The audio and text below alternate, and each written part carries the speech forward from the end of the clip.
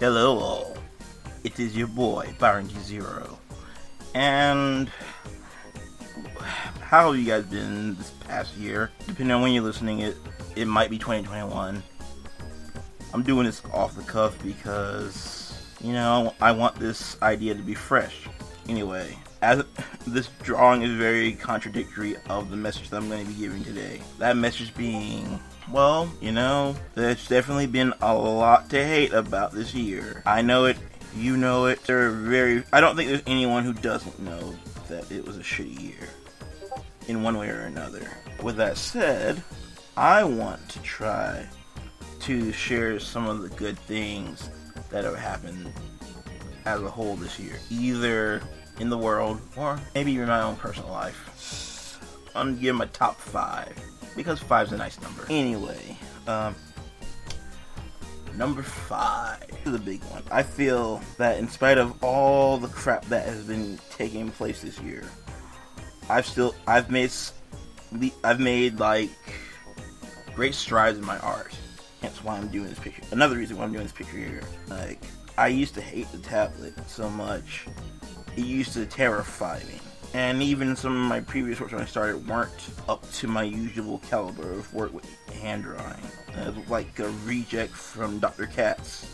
Or, I can't remember the show. Home Movies. A show that I'm not necessarily a fan of, but I know that there's a big fan base for it.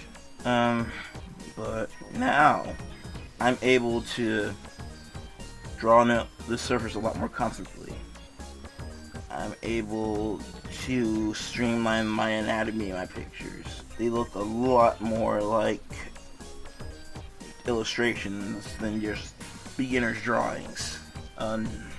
Number 4. Another one for number 4. Let's see what number 4 would be. I would say we got a lot of great TV and movie content this year. Like, yeah, Sonic the Hedgehog was dope. That was a movie I bought as soon as I could afford it. Another one. The Mandalorian. This season was fire.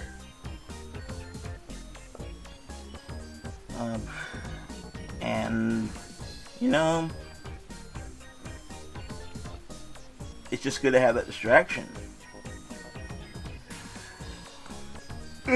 Number 3.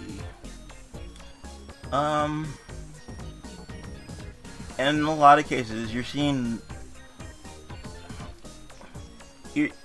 people at their best throughout all this. Yes, there have been some dipshits out there taking advantage of it, but there's nothing you can do about that. People are going to be mean, and you can't do much to change it. However, I'm taken aback by the amount of charity and goodwill that people have been spreading in one way or another throughout the year.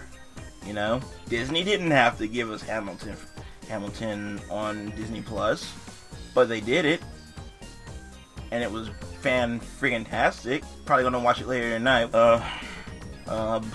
Quality, for me personally, quality chapters of One Piece, because if you haven't noticed, that series inspires me to no end. And we'll be here all day. We'll be here all day if I list every piece of media that I absolutely love. Number 2, video games. I have seen some of the best video games come out this year in my adult life. Just so many good ones. Yeah, there were some stinkeroos.